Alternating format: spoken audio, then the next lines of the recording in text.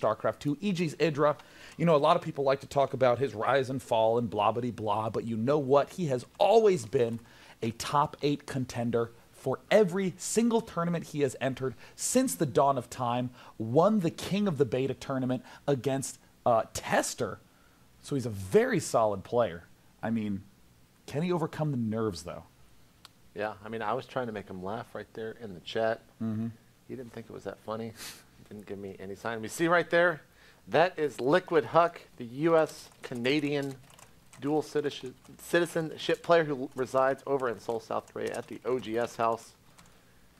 Looks like we're trying to get him to laugh as well, but it's not happening, Sean. Both these players are super focused on this match. It's going to be a best of 3 in our first map. It's going to be MLG Metalopolis. Now, we have to tell the story of these two players before hopping into the match, that they have come together in so many MLGs, most notably at MLG Columbus, I believe it was, when Huck took down EGIdra 2-1 in their games, where EGIdra left to hallucinated Void Rays. The Void Rays were not real. The Void Rays weren't real. And EGIdra ended up leaving that game, giving Huck a win when it should have been a clean 2-0 for EGIdra. Huck then won with a fast, large warp gate push. But when they remet, again, EGIdra took that series 3-0. Yeah, and I mean, these players, it's one of the most look forward to matches of this entire tournament. So many people love watching these two go at it, simply because of the spicy comments that they will sometimes and oftentimes trade with one another. Sean, I think it's time to get this match started. We've talked about it enough. Go ahead and hit start game. LiquidHuK versus EGIdra. LiquidHuK on the right, demonstrating phenomenal improvement, winning DreamHack, winning the Home Story Cup. EGIdra now in the EG's Pro Gaming House in Phoenix, Arizona, where he is living full-time with his team, training day in and day out. He has a great, solid practice partner in EG's in Control, but Control plays a lot more passive. Huck plays very aggressive. Interesting to see how EGIdra will be prepared. At the 6 o'clock position, we are going to have the blue Zerg player from Team Evil Geniuses. It's going to be Greg EGIdra Fields. And in the left position, we see the Canadian-American representing Team Liquid. It is Chris Huck Larange, and it's close positions by air. Curious to see how that'll play out. Fortunately for Huck, he has a good practice partner in Liquid Chef. They've been sparring a lot recently, and Chef's style is fairly similar to EGIdra's style. Now, we saw in a game earlier between EGIdra and TT1, he actually has some styles up his sleeve that we really never have seen him play before. He went for a very Zergling Infestor heavy, almost Destiny-esque build against TT1 on Backwater Gulch. It was somewhat shaky, but ended up taking that win. If you can actually refine that, or is he just going to stick to what we expect EGIdra to do? Well, we'll be finding out here in just a couple seconds. Don't expect a 15 hatch, though. It is quite vulnerable to, of course, any time, like you said, any time a forge is built, well, you can pretty much stop that. So should be seeing a pull going down here in just a couple of seconds from the Zerg player. Meanwhile, back over at the Protoss base, he has actually built his high ground up at the, or his pylon up at the high ground. He's built the high ground on the pylon, Sean. He's playing SimCity, and he just decided that he wanted a mountain there, so he has built his own high ground, where he will be walling it off with a ramp. LiquidHuK continuing to do some harassment. We see that the pool, followed by the extractor, planted for EGIdra quite late, going for an economic pool first build. And there's Huck again with the double assimilator. If EGIdra spots this, he could suspect that there would be a fast DT play, but also keep in mind Huck balances that strategy with a mass sentry opening. So it's difficult to get an exacting read in this spot. They said Huck was doing some harassment. Is he playing with EGIdra's hair and just being annoying, or? That would be very unusual to be playing with the opponent's hair mid-game, because not only... Maybe it's a Team Liquid secret strategy. that's a very strong build to make the opponent as uncomfortable as possible, because we do know that EGIdra's very sensitive about his hairdo. This is true. This is true indeed. Here comes a hatch rate going down at the natural expansion of EGIdra. As soon as he gets 300 minerals. Queen about halfway complete. The 4 lanes will be headed straight towards Huck's base. Now, almost every Protoss, I believe, in this matchup at this tournament has gone for that fast expand build. Huck, however, is of course going for that 1 gate cybernetic core build right now. No expansion in sight currently.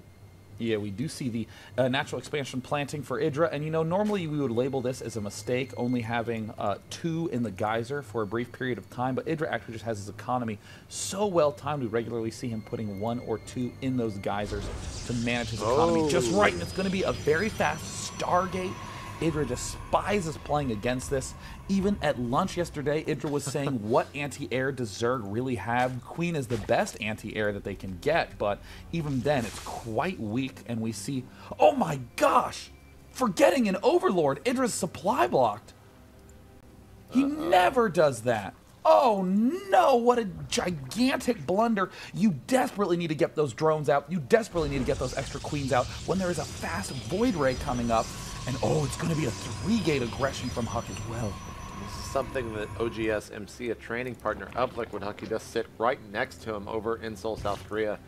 Always can be seen doing, getting the Void Rays, getting the Phoenix out, and there's the Void Rays coming out first. And Overlord is trying to get in to spot it, I believe. Nope, looks like it has stopped right on the edge. Going back over into EGIdra's base. He was supply capped for quite some time. Now we see 10 Lings in production. Evolution Chamber about to finish here in just a couple of seconds. Still only has 2 queens. He also is now throwing down a Spore Crawler there at his natural, fearful of DTs perhaps. Now, if EGIdra does walk up to this front and sees no expansion, he's going to immediately know that something is up. The Void Ray is just chilling in the main right now. If I were EGIdra, I would almost certainly be expecting some sort of DT play. I would pop up here. Oh my god, he just waltzes right up the ramp. A gigantic misstep by LiquidHuK. There's going to have to be another throwdown on a force field at the ramp. There it is. And HuK, amazingly unable to wall himself in, going to have to plant those Zealots very quickly. Now, EGIdra has, of course, seen the Void Ray, and currently he's just droning back at home base. The second Void Ray about to pop out. And here come the more Lings there. Oh, and a nice force field cutting off about 8 Lings. He will go ahead and clean those up, and now the 2 Void Rays are headed straight for the main base, and they're going to find some Overlords on their path there. This will not supply block EGIdra, at least not unless it produces some more units. And there he is, 44. We see the 2 Void Rays moving in. The Phoenixes are going to be the big key unit there. And with these 3 gateways, HuK can morph in any reinforcement unit that he needs, but it's the main base of EGIdra where it's danger time right now. We see 1 queen gets lifted. Ooh, a little bit too early. That 1 Phoenix is taking a ton of damage, and it falls. EGIdra will be able to pull back, but he will not lose the queen. Incredible play there by EGIdra, but the pressure from HuK is continuing to ramp up, and again, amazing juking control by HuK. Oh, and he takes out the queen. EGIdra is playing quite well, though. HuK looks like the defense, or looks like his aggression by air is going to be halted, but here comes the giant ground force. There are no Lings in sight, 14 of them only about halfway from hatching here. Queens are quite low on HP. Some force fields try to trap them, and he gets one of them. And there's the Void Ray in the main. Oh no, walking right past the Spore Crawler. Meanwhile, at the front, the Zerglings do hatch. HuK rearranging his forces, but unfortunately, it looks like EGIdra is going to have just a few too many units. But more Zealots making their way forward. We see some of those Overlords are vulnerable, and if he loses this Void Ray, that would be a devastating blow. But with just 1 queen out, and uh-oh, there's the lift. Once again, EGIdra looks like he will lose yet another queen. We see another one popping out just now. The back queen pops. Zerglings trying to take out these Zealots. HuK doesn't notice. Oh, a big, weird exchange going on at the start of this game. And it looks like the Void Ray and Phoenix do escape. Things have finally managed to calm down a little bit. Almost ambiguous who's ahead right now, as HuK was not making as many probes as he could have been.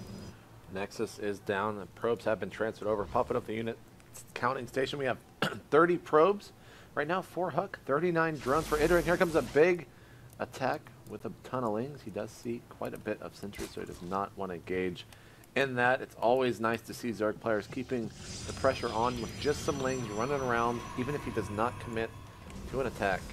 And a Nidus Network, Sean. Wow, Nidus Network. This is a little bit of an unusual play. Nidus Network Hydralisk, a great way to make the big push at the front. You plant the Hydralisk, excuse me, you plant the Nidus Network here, and you can push quickly with the Hydralisks, catch the Protoss off guard, but that's generally strongest against someone who straight early expands versus a player who does have this many gateways this early on. That can be devastating, and oh no, where does he run? Where does he run? Oh, he gets trapped and doesn't even turn around to attack. A gigantic win there for LiquidHuK, but with the Nidus Network down, EGIdra will likely be planting the network at the front for some counterattacking, but the Zerglings are sweeping in towards the natural. Not much there to greet them. Probes, who are feeling particularly ferocious, but with this giant warp-in of Zealot Sentry, this could do some damage, but those Hydralisks are right about to pop. 12 Hydras in queue. I think only about 6 or 7 going to pop here in time. This is a huge, huge army of Zealot Sentries and a couple of supporting units from this guy. A huge force going down at the ramp. Oh! The drones are now fighting. The Hydras can attack up from the high ground. A second force field even further up the ramp, and this is just not looking good right now for EGIdra. We do see that the Void Ray gets taken down. Zealots doing a lot of damage at the front of the base. Stalkers now getting morphed in, joining into this fight. The non-stop aggression from HuK, the wild situation, the attempted response by EGIdra, but he just cannot get down his own ramp. He might even be wise to Nidus Network up on top so he can unload in his own entrance, but there the natural expansion falls. EGIdra is refusing to leave, though. He's continuing to produce a lot of Hydras, but we are going to see 4 pop on the low ground. There's a good game.